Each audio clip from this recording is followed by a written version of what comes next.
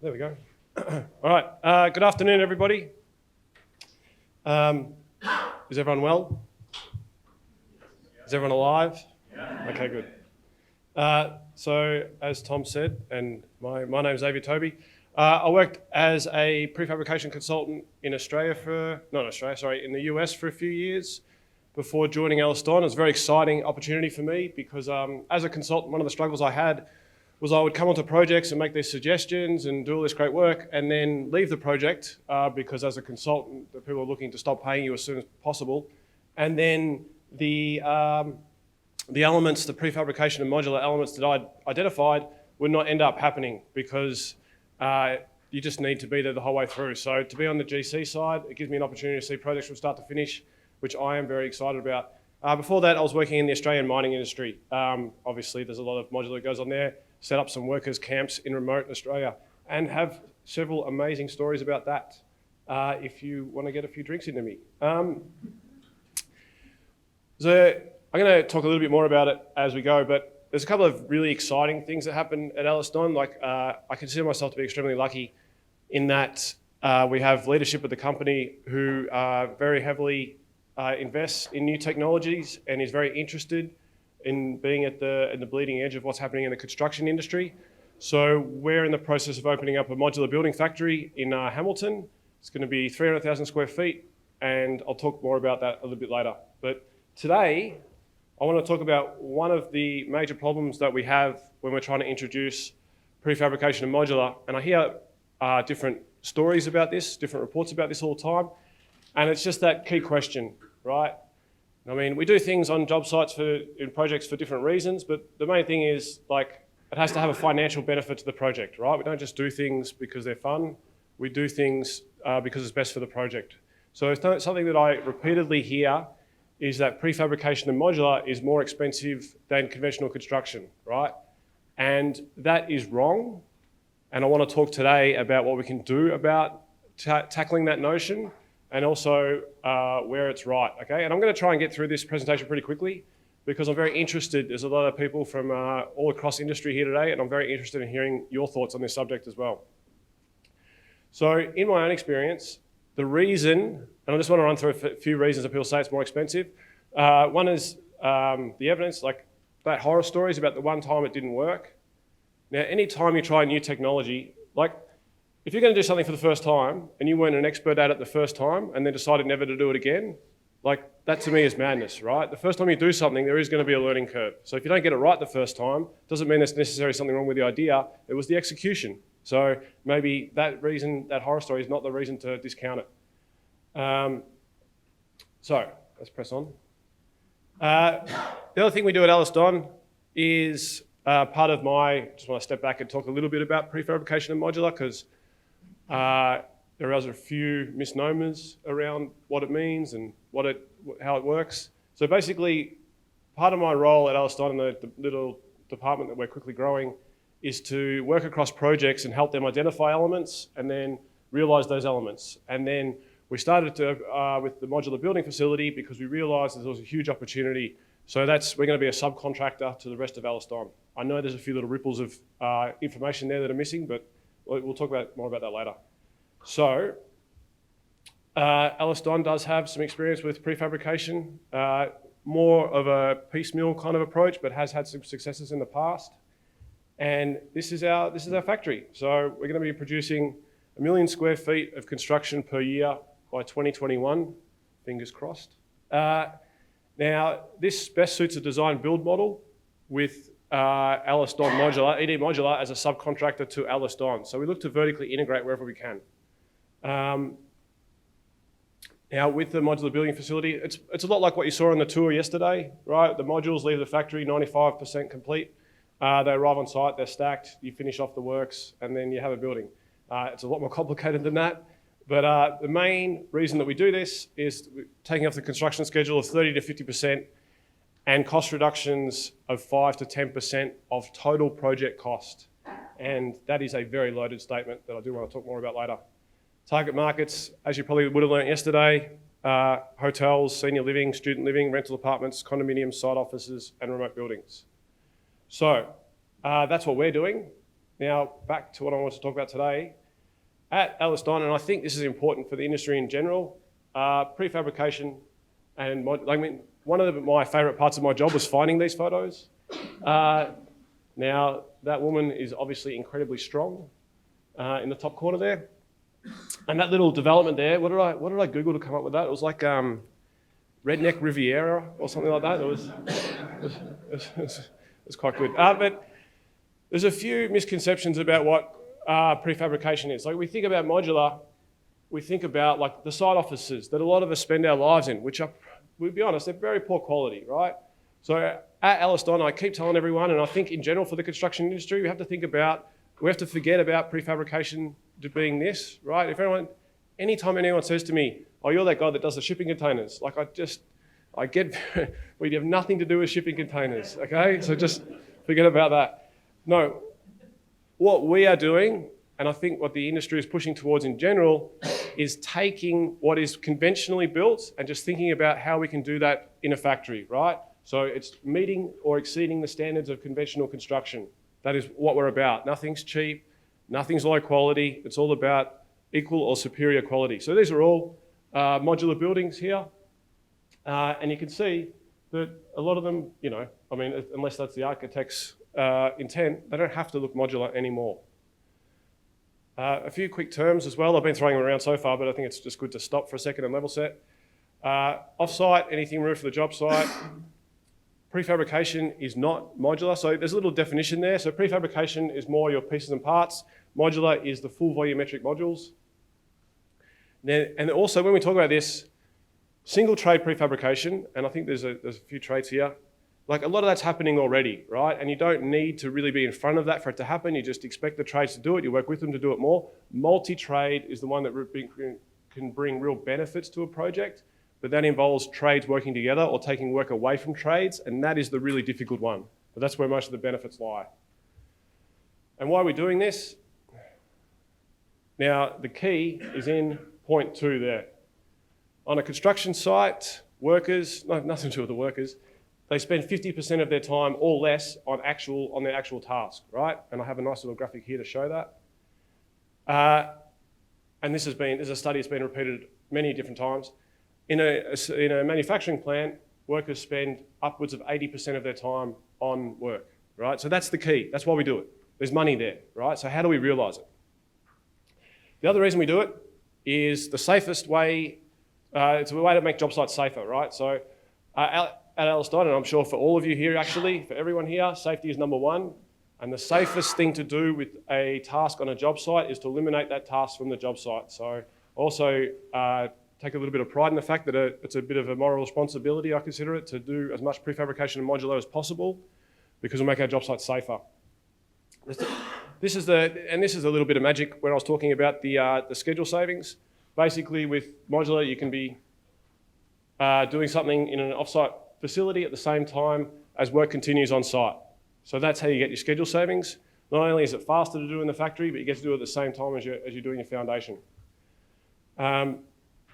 This is what I did mention this a little bit earlier, but basically where I work and the most things I do is a multi-trade and the volumetric.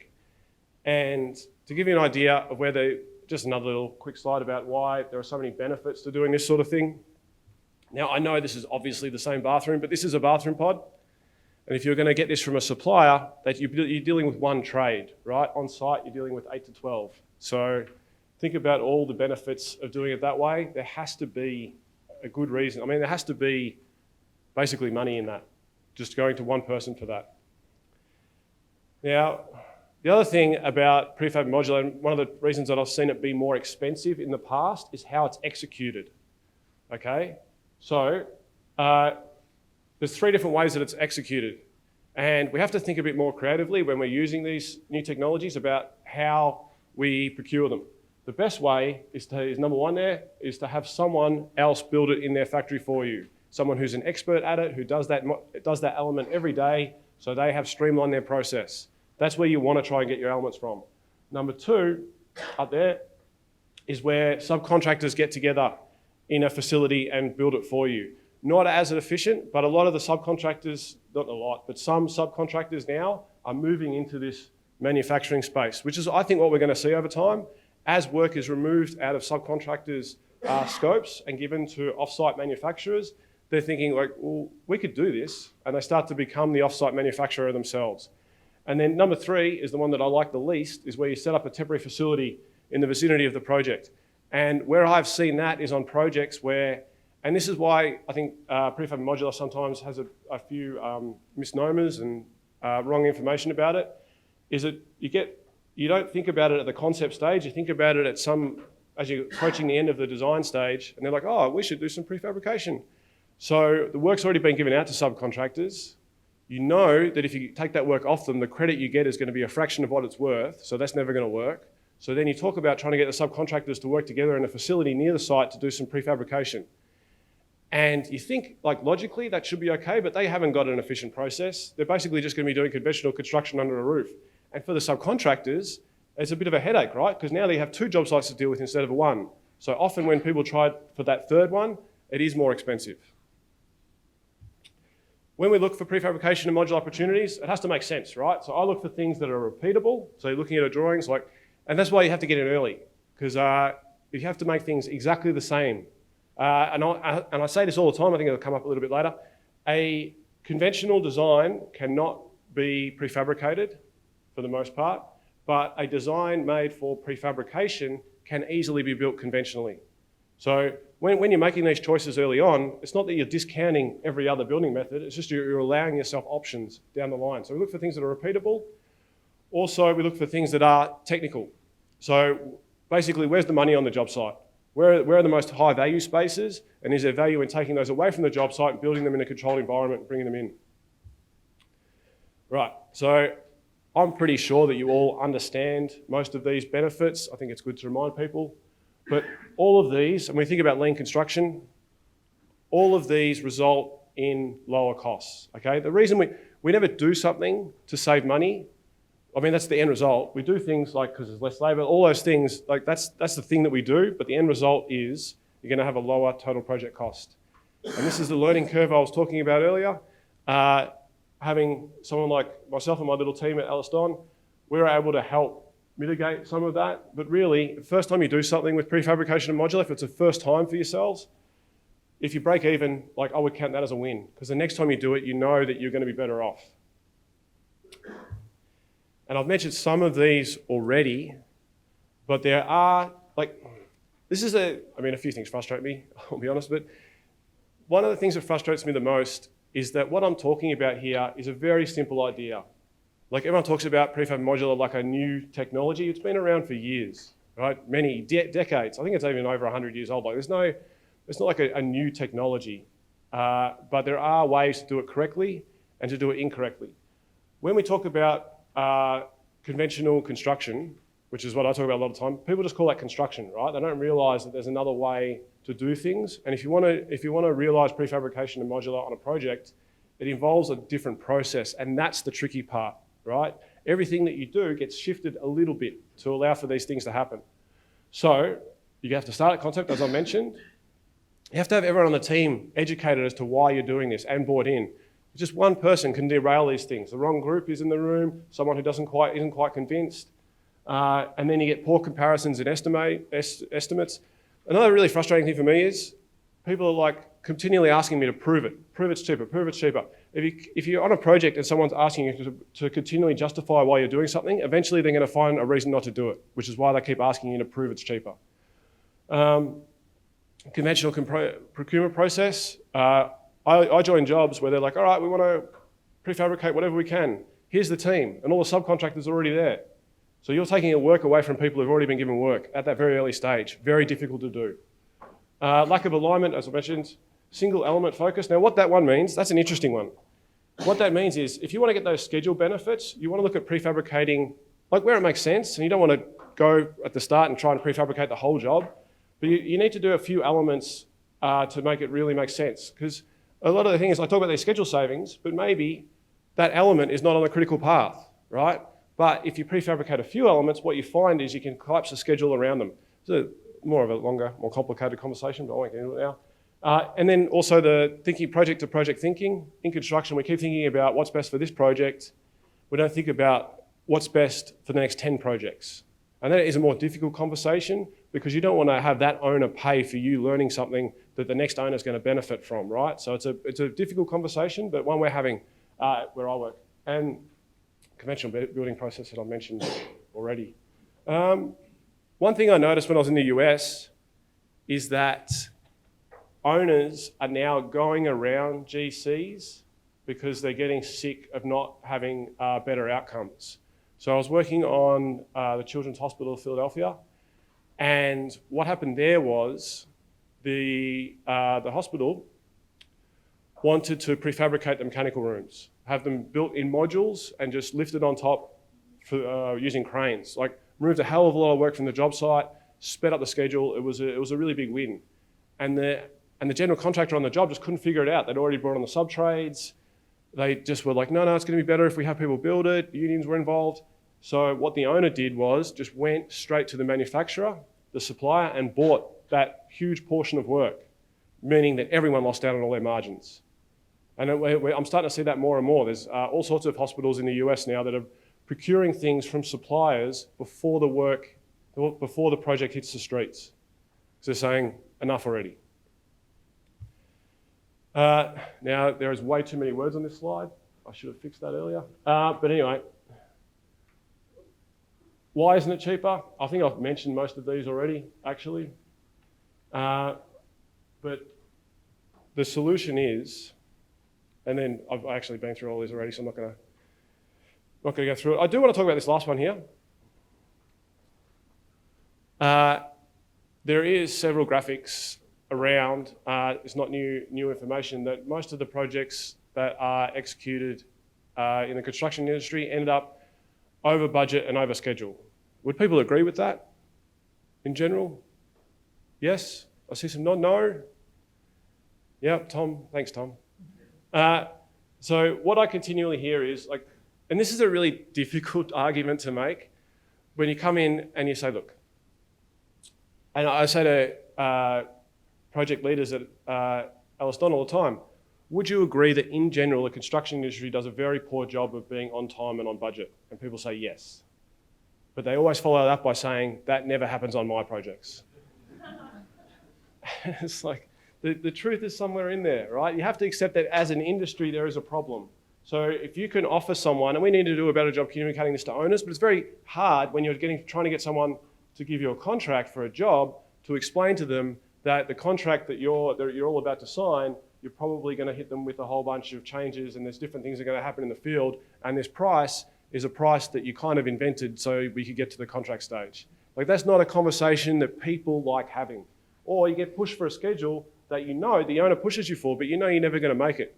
But you negotiate around it because otherwise the job's going to go to someone else who is prepared to tell even more fictions to get that bit of that pen on that paper. So what I try to explain to people is if you buy something from a factory, they got cost certainty. You know what it's going to cost, right? The supplier takes the risk on that. So it's cost certainty for owners, which actually does equate to cost savings in the end. So I've identified all the problems. So now I'm going to give you some quick tools to help solve it. Communication. So getting in at the concept stage with someone from the industry to help you identify what the prefabrication and modular opportunities are in a project, and then taking them to owners, making them part of your team, right? If it's not part of it from the start, it's not going to be part of it at all. Early decisions. This is a really tough one. I like using hospitals as an example because just as a quick show of hands, how many people here have worked on a healthcare project before? A few? Yeah. And having those user groups make decisions is like the hardest thing ever. Like, it is so tough. And that's what often causes prefabrication in healthcare to fail, is that people can't pick paint colors. Like, it's insane. So you have to get in early so people understand what the schedule is for decision making, because otherwise those things aren't going to happen. Because the dates do shift forward for prefabrication, right, around decision making. And if you change a decision in a conventional construction process, it's usually, maybe you've bought some materials that you have to then go and reorder, but it's not a huge change. In a manufacturing environment, if you make a change while something is being on the production line, you've blown all your benefits. And people need to understand that. It's a tough one. So there does say there's re-education there.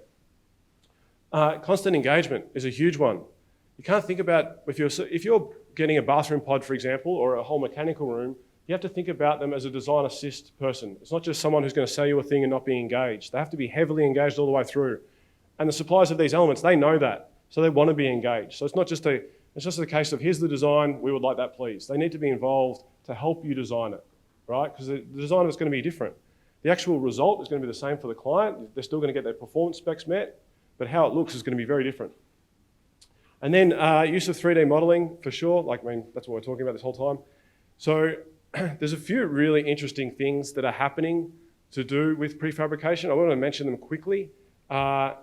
Firstly, clash detection is huge.